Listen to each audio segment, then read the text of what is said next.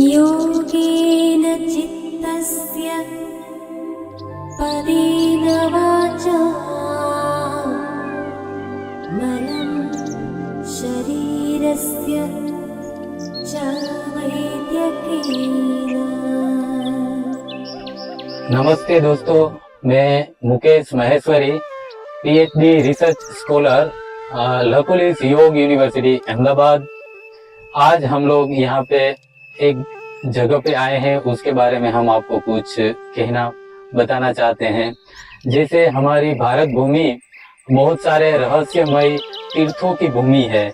अलग अलग जगह पे ऐसे ऐसे तीर्थ निर्माण किए गए हैं ऋषि मुनियों द्वारा, और उनका तीर्थ निर्माण करने का हेतु ये था कि जहाँ से अध्यात्म के प्यासी जो लोग हैं, जो मुमुक्षु लोग हैं, उसकी अध्यात्म में छलांग लेने में एक एनर्जी का ऐसा निर्माण हो कि उसको इजी हो जाए, वहां से उसको हेल्प मिल जाए।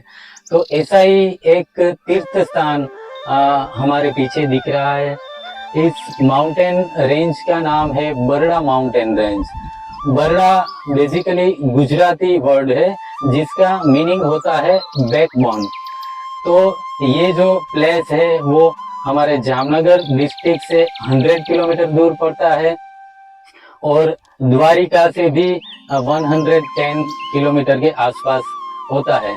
तो ये जो प्लेस है इसकी बहुत बहुत बहुत ज्यादा आध्यात्मिक महत्व रखता है।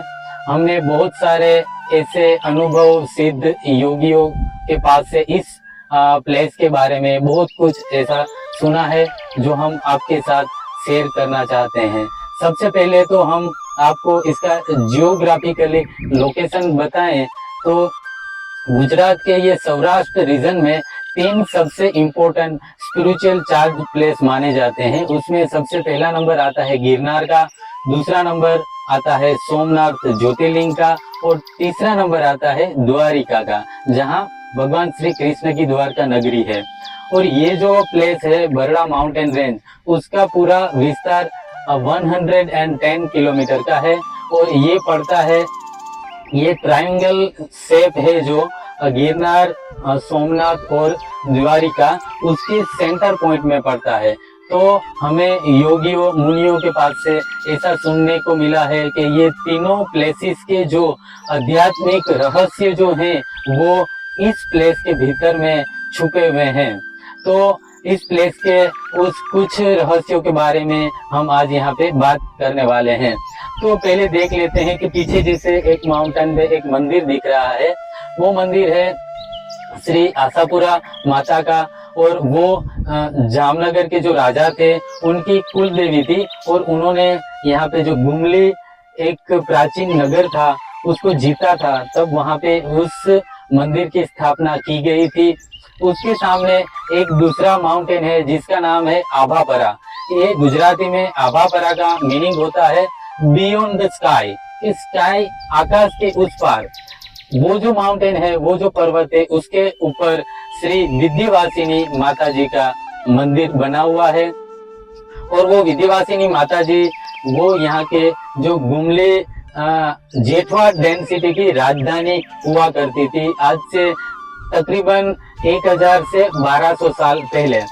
तो वो जेठवा राजा की कुलदेवी का मंदिर था, और उसके नीचे एक गणपति जी का बहुत ही प्राचीन और बहुत ही भव्य मंदिर है, और उसका बारमती पंथ में मानने वाले लोगों के वो इष्ट देव के तौर पे वहां पे आज भी उसका पूजन होता है। बारमती पंथ के इष्ट देव जो धनी मातंग देव हैं, उन्होंने आज से 1000 साल पहले उस गणपति के बारे में बहुत कुछ बोला है, तो वो भी हमें डेटा मिल सकता है।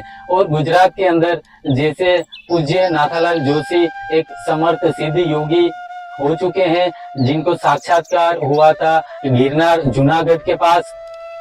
उन्होंने इस प्लेस को तीसरा वृंदावन ऐसा नाम दिया था।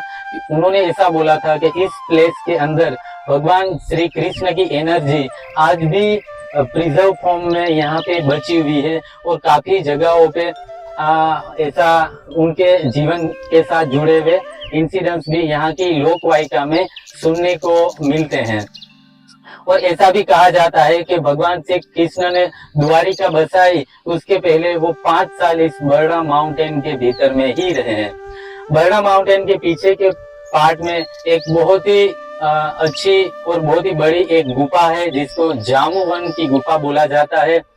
जो रामायण काल में जो जामवन जी थे, वो एक युग तक अपनी पुत्री जामवंती के साथ भगवान श्री राम के अगले अवतार की प्रतीक्षा में वहां पे रहे थे। तो भगवान श्री कृष्ण ने उनकी पुत्री जामवंती जी के साथ वहां पे उस गुफा के भीतर में उनसे शादी की थी।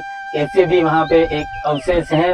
उसके पीछे ऋषि श्री दधीची ऋषि का आश्रम हुआ करता था, और दधीची ऋषि ने भगवान श्री इंद्र के लिए जो उसका हथियार है वज्र, उसको बनाने के लिए अपनी बैकबोन दी थी, और वो बैकबोन को उन्होंने निकाल के जिस प्लेस पे रखा था, उसी के नाम से इस माउंटेन रेंज का नाम पड़ा है बरड़ा माउंटेन रेंज, जिसका मतलब होता है बैकबोन। अभी ये पौराणिक और ऐतिहासिक बात हमने की। इसके अलावा अगर हम आध्यात्मिक एंगल से देखें तो जैसे गुरजेफ सिस्टम में ऐसा बोला जाता है कि ये पूरे प्लानेट के, ये पूरी पृथ्वी के ऊपर 5 ऐसे एजोटेरिक सेंटर होते हैं, जहां से पूरी पृथ्वी का स्पिरिचुअल आध्यात्मिक मैनेजमेंट वहां से होता है। तो आज से कुछ समय पहले, सदियों पहले, ये बरड़ा माउंटेन रेंज उतना हाईली स्पिरिचुअल चार्ज और सिद्ध योगियों का बसेरा रह चुका है कि ये 5 प्लेस में से एक ये प्लेस हुआ करता था। और आज भी उसके अवशेष जैसे हम पर्वतों में जाएं तो देखने को मिल सकते हैं। और कुछ योगी मुनियों ने हमें ये तक बताया है कि जैसे हिमालय है तो वहां से साधना की शुरुआत की जाती है, और गिरनार में 12 साल तक वहां पे सातत्यपूर्ण समर्थ गुरु के मार्गदर्शन में वहां पे साधना होती है। और जब साधक सिद्ध अवस्था में पहुंचता है तो वो सिद्ध को अज्ञातवास के लिए इस बरड़ा माउंटेन में भेजा जाता है। तो इस तरह ये जो माउंटेन है वो सिद्धों की भूमि कहलाती है। इसके अलावा यहाँ पे आचार्य परंपराओं की गद्दी भी है, जैसे वहां पे आभाबरा पर्वत पे श्री त्रिकमाचार्य बापू का समाधि स्थान है, जहाँ पे उनको सेल्फ रियलाइजेशन हुआ था, और वहां पे उसका एक मंदिर भी बना हुआ है। और यहाँ आसपास में बहुत सारे मालधारी नेसड़े के लोग रहते हैं, और वो काफी पुराने समय से यहाँ पे रह रहे हैं। तो यहाँ के आजू बाजू के जो विस्तार है, वहाँ पे ऐसी बहुत सी लोकवायिका चलती है। जैसे अभी हिमालय के अंदर श्री महाअवतार बाबा जी का आपने और हमने नाम सुना हुआ है कि वो काफी लंबी उम्र से वहां पे विराजमान है। उनकी एज 1000 से 2000 साल बोली जाती है। परमहंस योगानंद जी और उनकी परंपरा में लाहिरी महाशय ने भी उनका उल्लेख किया है। आज केरला में जैसे श्री एम करके योगी हैं, वो भी डायरेक्ट उनकी परंपरा से आते हैं, ऐसा हमें सुनने को मिलता है। तो उसी तरह ये जो बरड़ा माउंटेन रेंज है, उसमें उस तरह की सिद्ध योगिनियों का वास है, ऐसा यहाँ की लोकवायिका में हजारों सालों से सुनने को मिलता है। जैसे महाअवतार बाबा जी हैं, तो वैसे ही यहाँ की जो योगिनियां हैं, उनको नागी माता के नाम से जाना जाता है, जिसका अर्थ होता है नेकेड योगिनी। और यहाँ के लोग उनका इस तरह से वर्णन करते हैं। जो ऐसी लोकवायिका हमें इस यहाँ के आसपास के लोगों के पास से सुनने को मिली है, और बहुत से योगियों ने भी ऐसा बोला है। हमारे समर्थ गुरु श्री स्वामी ब्रह्मवेदांत जी ने भी इनके बारे में बोला है। तो हम जो अध्यात्म के मुमुक्षु लोग हैं, उनसे हम एक निवेदन ये करते हैं कि अगर आपको कभी भी अवसर मिलता है तो इस प्लेस को आप एक बार जरूर विजिट कीजिएगा। हम पिछले 20 सालों से रेगुलर इस प्लेस की विजिट करते आ रहे हैं, तो हम इसकी महत्वता को जानते हैं। तो जिस किसी को भी इस मार्ग पे यात्रा करनी है, तो ये एक उपयोगी और महत्वपूर्ण तीर्थ स्थान सिद्ध हो सकता है। आप सभी को मेरा नमस्कार।